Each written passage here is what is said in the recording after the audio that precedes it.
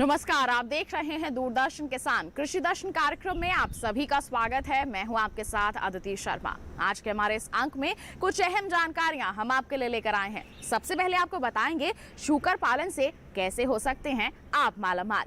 फिर मुलाकात करवाएंगे हमारे सफल किसान बलजिंदर सिंह से और फिर बात होगी राष्ट्रीय कृषि बाजार की। तो फिर आइए आज के अंक की शुरुआत करते हैं। आइए किसान भाइयों बहनों, कार्यक्रम का आगाज करें एक विशेष रिपोर्ट पर नजर डालकर। प्रत्येक साल 17 जून को मरुस्थलीकरण और सूखा दिवस आयोजित किया जाता है। इस साल भारत सरकार के पर्यावरण, वन और जलवायु परिवर्तन मंत्रालय द्वारा दिल्ली स्थित मंत्रालय में एक कार्यक्रम आयोजित किया गया। इस अवसर पर केंद्रीय पर्यावरण, वन एवं जलवायु परिवर्तन मंत्री भूपेंद्र यादव, मंत्रालय के सचिव लीना नंदन एवं मंत्रालय के वरिष्ठ अधिकारी उपस्थित थे। केंद्रीय मंत्री भूपेंद्र यादव ने कहा कि मरुस्थलीकरण एक बहुत बड़ी चुनौती है और उसे निपटने के लिए मंत्रालय के द्वारा लगातार प्रयास किया जा रहा है। और 2019 में जब UNCCD की कॉप भारत में हुई थी, उस समय माननीय प्रधानमंत्री जी ने जो COD COP 14 थी, उसमें माननीय प्रधानमंत्री जी ने कहा था कि हम सबको जमीन के बंजरीकरण या जो डिग्रेडेशन है उसके 2030 तक के लक्ष्यों को निर्धारित करना पड़ेगा। भारत ने भी 26 मिलियन हेक्टेयर जमीन के लक्ष्य को निर्धारित किया। तो जमीन में पानी का सही उपयोग कैसे हो, और इसलिए बंजरीकरण में जब ये विषय आया तो हमने दोनों बातें अभियान में कही कि भारत ने कॉप करने के बाद दो बड़े अच्छे प्रयोग पिछले 7 सालों में माननीय प्रधानमंत्री जी के नेतृत्व में किए हैं। ड्रिप इरिगेशन को बढ़ाया ही है, उसके साथ ही साथ देश में 23 करोड़ किसानों को सॉइल हेल्थ कार्ड भी सरकार के द्वारा दिया गया है। ये सॉइल हेल्थ कार्ड बिल्कुल बताता है कि आपकी जमीन में मॉइस्चराइजर कैसा है, टेक्स्ट जमीन का कैसा है, कंटेंट जमीन का कैसा है। क्योंकि विकास की इस दौड़ में केवल ज्यादा से ज्यादा रसायन का इस्तेमाल करना वो उपयोगी नहीं है। और भारत का डाटा है कि भारत ने 23 करोड़ किसानों को सॉइल हेल्थ कार्ड देने के बाद रसायन की निर्भरता भी कम हुई है और खेती भी ज्यादा अधिक उत्पादकता के साथ हुई है। वरना जो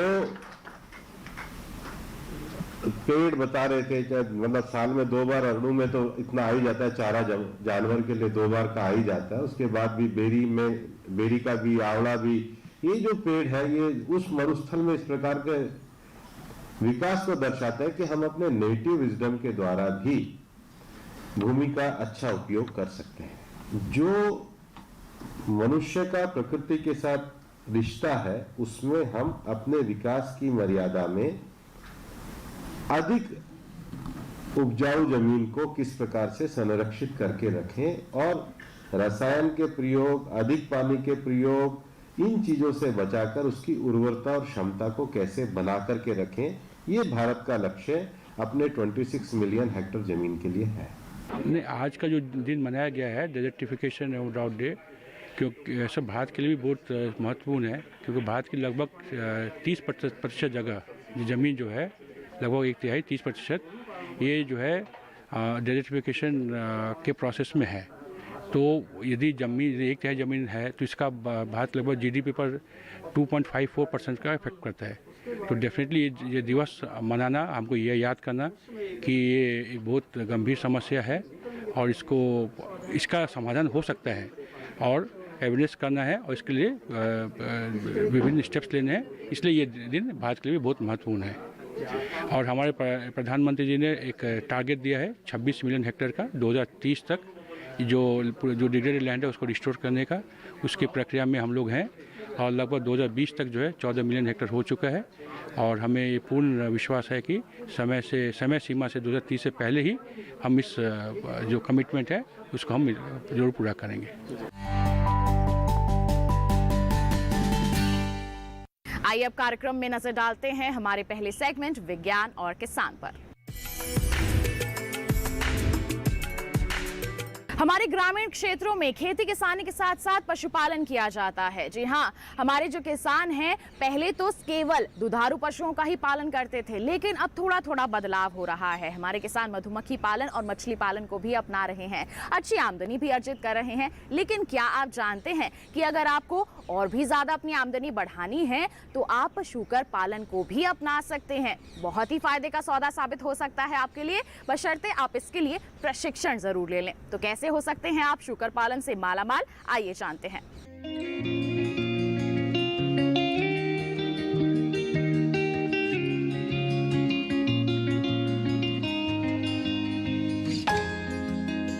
बीसवीं पशुगणना के मुताबिक भारत में शूकरों की कुल संख्या 90 लाख से ऊपर है। इनकी 70% आबादी छोटे और परंपरागत शूकर पालकों के पास है। खासतौर से पूर्वोत्तर राज्यों की परंपराओं में शूकर पालन को बहुत महत्वपूर्ण माना गया है। बल्कि शूकरों की आबादी का बड़ा हिस्सा देश के जनजातीय समुदायों में पाया जाता है। बहरहाल ये कम लागत में अच्छी कमाई वाला व्यवसाय है। अगर संगठित तरीके से और प्रशिक्षण लेकर इसे करेंगे तो और भी ज्यादा लाभ कमा सकेंगे। आप चाहे तो शूकर के साथ साथ मुर्गी और मछलियां भी पाल सकते हैं। बड़ी बात यह है कि दूसरे पशुओं के मुकाबले शूकर के आहार पर कम खर्च आता है। 1 किलो मांस बनने में शूकर को 3.3 से 5 किलो आहार की जरूरत होती है। घरों से निकली जूठन और अपशिष्ट पदार्थों पर ये गुजारा कर लेते हैं। आप इन्हें सड़े गले फल और सब्जियां या उनके छिलके भी खाने को दे सकते हैं। प्याज और लहसुन के छिलके इनको नहीं देने हैं। अच्छी नस्ल की मादा शूकर करीब 114 दिन गर्भावस्था में रहती है। इसके बच्चे 2 माह तक मां का दूध पीते हैं और उसके बाद वो आहार लेने लग जाते हैं। बच्चा 6 माह में ही 50-60 किलो का हो जाता है। बाड़े में 10 मादा शूकर पर 1 नर रखना होगा, यानी अब 11 जानवरों से ये काम शुरू कर सकते हैं। मादा शूकर साल में 2 बार बच्चे देती है और एक बार में कम से कम 8 बच्चों का जन्म होता है। इस तरह 10 मादा साल भर में 160 बच्चे दे सकती है। बच्चे तेजी से बढ़ते हैं और मादा शूकर 8-9 महीने की उम्र में बच्चे देना शुरू कर देती है, जबकि 7 से 9 महीने की आयु में सुअर मांस के रूप में इस्तेमाल होने के लिए तैयार हो जाता है। अगर एक वयस्क शूकर की कीमत 10 से 12 हजार रुपए हो, तब भी 11 पशुओं से शुरू किया गया कारोबार साल भर में कई लाख की कमाई दे सकता है। शूकर पालने के लिए आपको खुली जगह भी चाहिए और बंद भी। जिस जगह शूकर पालन करना है उसे कच्चा रख सकते हैं, लेकिन कमरे की ऊंचाई 10 से 12 फीट होनी चाहिए। इसकी वजह यह है कि इस जानवर को गर्मी बहुत ज्यादा लगती है। कम ऊंचाई वाले कमरे में गर्मी लगेगी। शूकर में मुख्य रूप से 4 बीमारियों का खतरा बना रहता है।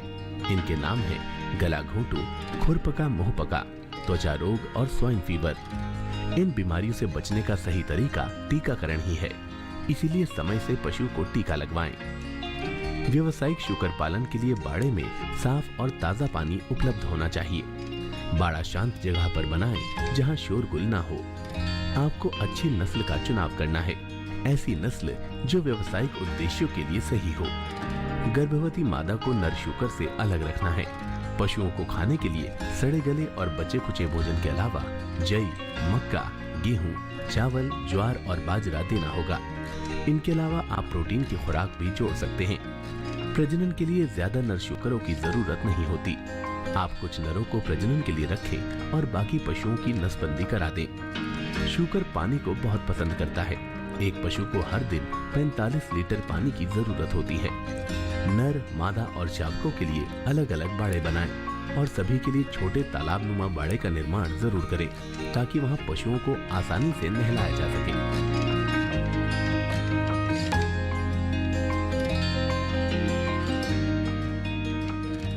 तो ये था हमारा सेगमेंट विज्ञान और किसान। इसी के साथ बता दें आपको कार्यक्रम में वक्त हो चला है एक छोटे से ब्रेक का। आप कहीं मत जाइए, देखते रहिए हमारा कार्यक्रम कृषि दर्शन, बने रहिए दूरदर्शन किसान पर।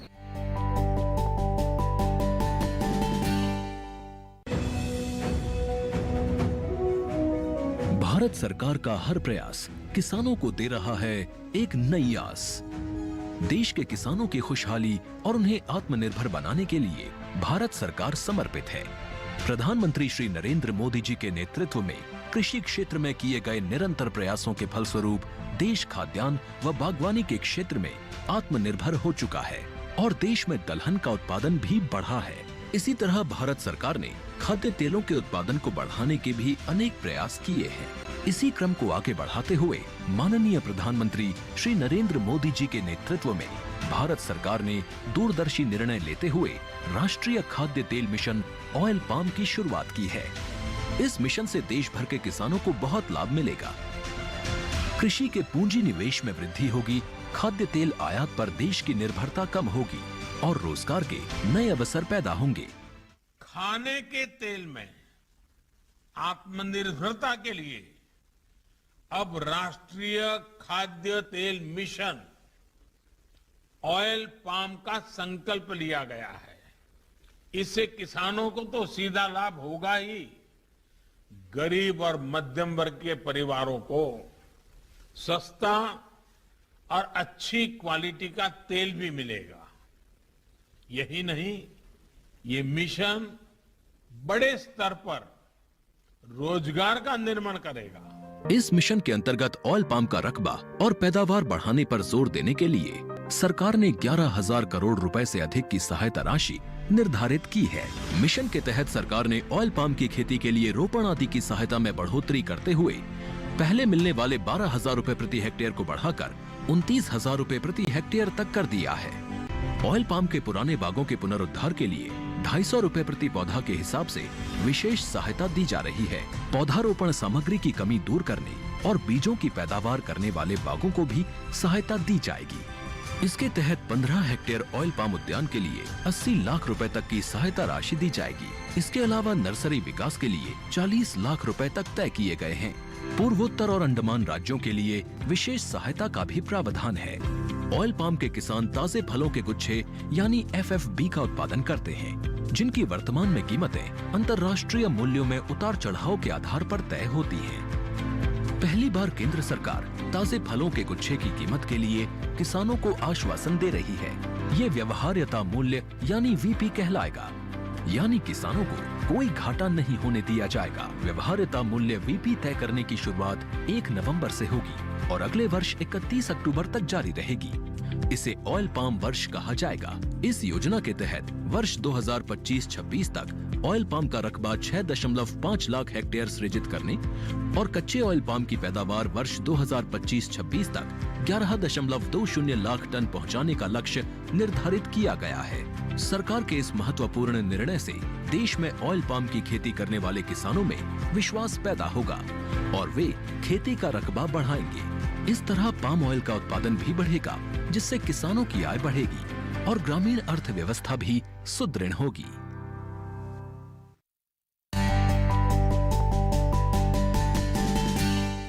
ब्रेक के बाद दूरदर्शन किसान के कार्यक्रम कृषि दर्शन में आप सभी का फिर से स्वागत। अब कार्यक्रम में वक्त हो चला है नजर डालने का हमारे सेगमेंट कृषि स्टार्टअप पर।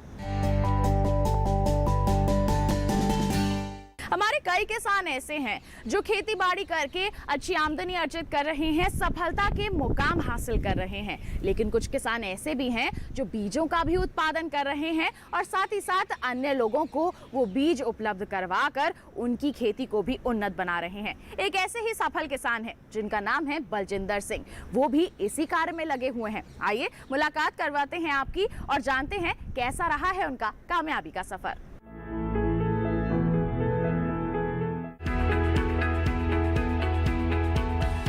हमारे देश के किसानों ने अपनी मेहनत और लगन से कामयाबी की नई मिसाल कायम की है और इन्हीं कामयाब किसानों की फहरिस्त में एक नाम उभर के सामने आता है, बलजिंदर सिंह का।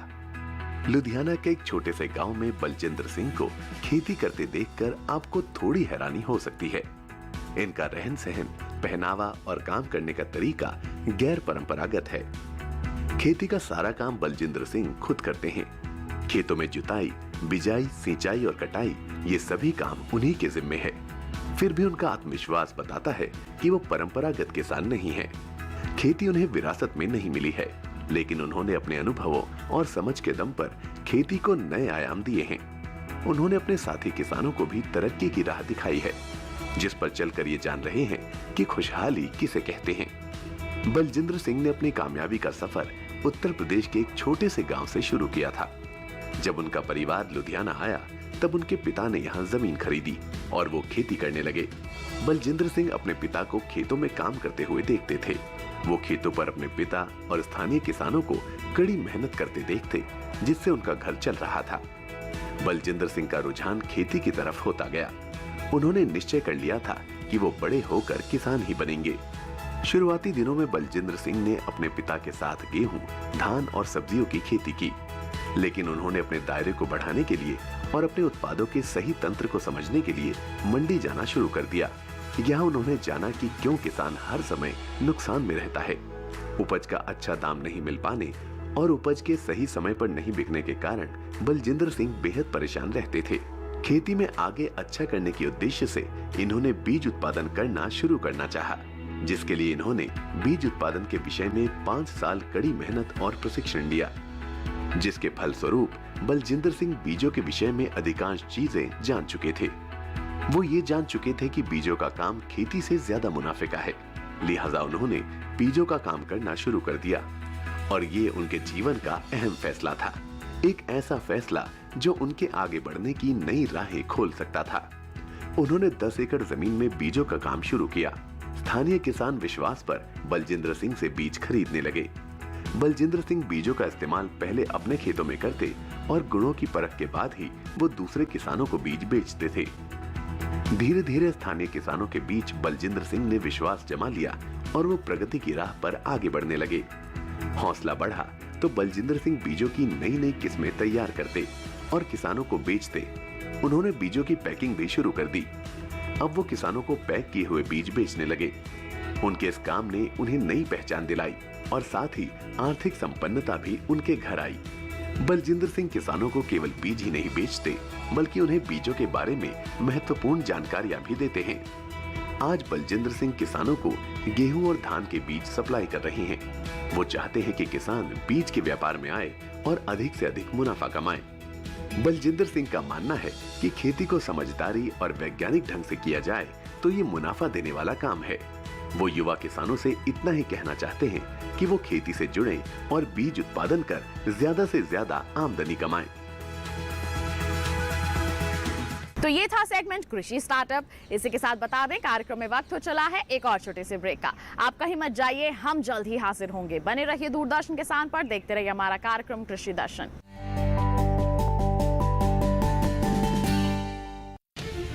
अन्नदाता किसानों की खुशहाली और उनकी आय में बढ़ोतरी के लिए भारत सरकार लगातार प्रयासरत है। माननीय प्रधानमंत्री श्री नरेंद्र मोदी जी के दूरदर्शी नेतृत्व में पिछले 7 वर्षों में खेती को आधुनिक और किसानों को आत्मनिर्भर बनाने के लिए कई निर्णय लिए गए हैं। छोटा किसान बने देश की शान, ये हमारा सपना है। देश के 80% से ज्यादा किसान ऐसे हैं जिनके पास 2 हेक्टेयर से भी कम जमीन है। अब देश में इन्हीं छोटे किसानों को ध्यान में रखते हुए कृषि सुधार किए जा रहे हैं, निर्णय लिए जा रहे हैं। प्रधानमंत्री किसान सम्मान निधि योजना की शुरुआत 24 फरवरी 2019 को माननीय प्रधानमंत्री श्री नरेंद्र मोदी जी के द्वारा की गई थी। पीएम किसान योजना का पूरा खर्च भारत सरकार वहन करती है।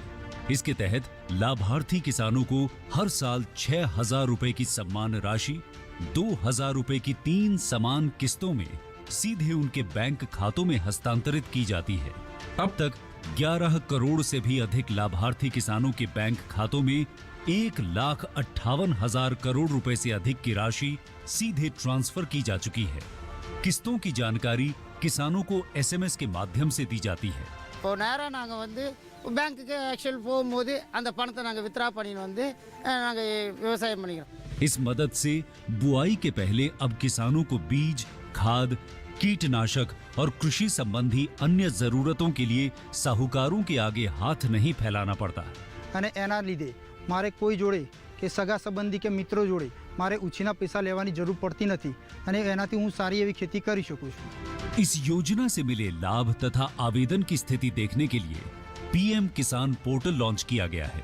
इस पोर्टल के माध्यम से पात्र किसान अपना पंजीकरण स्वयं करने के साथ साथ अब तक मिले लाभ और अपने आवेदन की स्थिति फार्मर्स कॉर्नर से देख सकते हैं। इस योजना का लाभ पात्र किसानों को ही मिल सके, इसके लिए इस प्रक्रिया को फूल प्रूफ बनाते हुए इसे आधार और इनकम टैक्स वेरिफिकेशन के साथ साथ फिजिकल वेरिफिकेशन से भी जोड़ा गया है। इसके अलावा किसानों की सुविधाओं और जानकारी के लिए पीएम किसान मोबाइल ऐप भी विकसित किया गया है। पीएम किसान सम्मान निधि योजना का लाभ देश के सभी राज्यों और केंद्र शासित प्रदेशों के किसानों को मिल रहा है। इसे हासिल करके हमारा किसान सबल और आत्मनिर्भर हो रहा है। इस स्कीम ने हमारा भारत सरकार ने हमारा किसान के लिए बहुत बड़ा सम्मान दिया है। इसीलिए हम भारत सरकार को, प्रधानमंत्री नरेंद्र मोदी जी को हम बहुत बहुत धन्यवाद देती हूँ। आत्मनिर्भर भारत की पहचान प्रगतिशील और समर्थ किसान।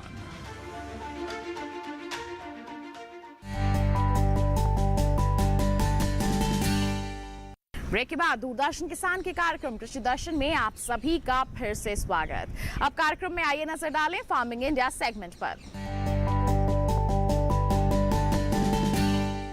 हमारे देश की सरकार ने कई ऐसे महत्वपूर्ण कदम उठाए हैं जिससे हमारे किसानों की उन्नति हो सके। उन्हीं महत्वपूर्ण कदमों में से एक है राष्ट्रीय कृषि बाजार। ये एक ऐसा प्लेटफॉर्म है जिससे हमारे किसान घर बैठे बैठे ही देश की हर मंडी के बाजार भाव जान सकते हैं। कहाँ कितना दाम चल रहा है उसकी जानकारी हासिल करके बिकवाली भी कर सकते हैं। अगर आप इसके बारे में जानकारी नहीं रखते हैं तो फिर नजर डालिए हमारे फार्मिंग इंडिया सेगमेंट पर।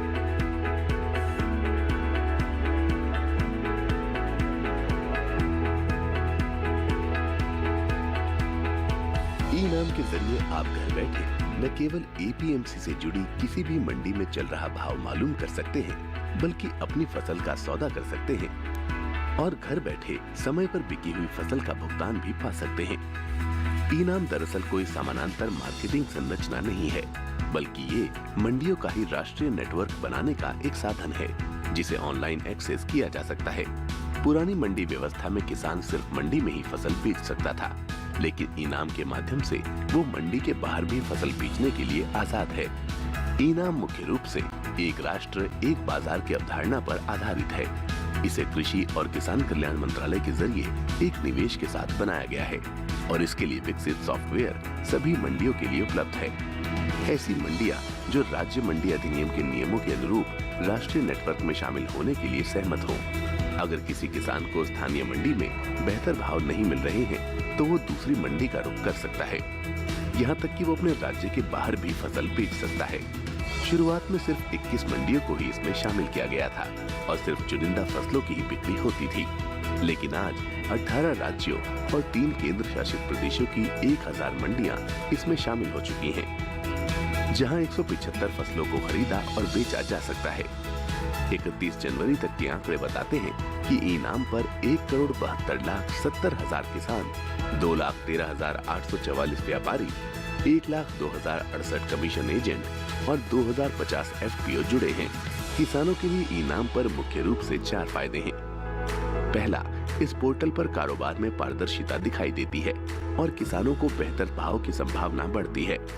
पारदर्शिता का मतलब ये हुआ कि किसानों के साथ धोखाधड़ी की संभावना कम हो जाती है। दूसरा फायदा ये है कि अन्नदाता की पहुंच ज्यादा मंडियों और व्यापारियों तक सीधे हो गई है। तीसरे, मंडियों में आवक और भाव की तुरंत जानकारी मिल जाती है। और चौथा, भुगतान बहुत जल्दी हो जाता है और पैसा सीधे किसान के खाते में जाता है। तो अगर आप भी सुविधा का फायदा उठाना चाहते हैं तो ई-नाम पर रजिस्ट्रेशन कराना होगा। रजिस्ट्रेशन की कोई फीस नहीं है। तो ये था किसान भाइयों बहनों आज का हमारा कार्यक्रम कृषि दर्शन। उम्मीद करते हैं आज के कार्यक्रम में दी गई जानकारियां आपके लिए जरूर लाभकारी साबित हुई होंगी। चलते चलते एक और बात आपको बता दें, टीवी स्क्रीन पर दिखाई जा रहे क्यूआर कोड को स्कैन कर लीजिए, सीधा पहुंच जाएंगे हमारे यूट्यूब चैनल पर और दोबारा आप हमारा ये कार्यक्रम देख सकते हैं। साथ ही आप हमें ईमेल भी कर सकते हैं। ईमेल ID है krishidarshandddk@gmail.com। आप हमारा पता भी नोट कर सकते हैं। हमारा पता है कृषि दर्शन, कमरा number 59A, CPC Doordarshan, Khelgaon, नई दिल्ली 110049। तो इसी के साथ हमें दीजिए इजाजत। आप बने रहिए दूरदर्शन किसान पर। नमस्कार।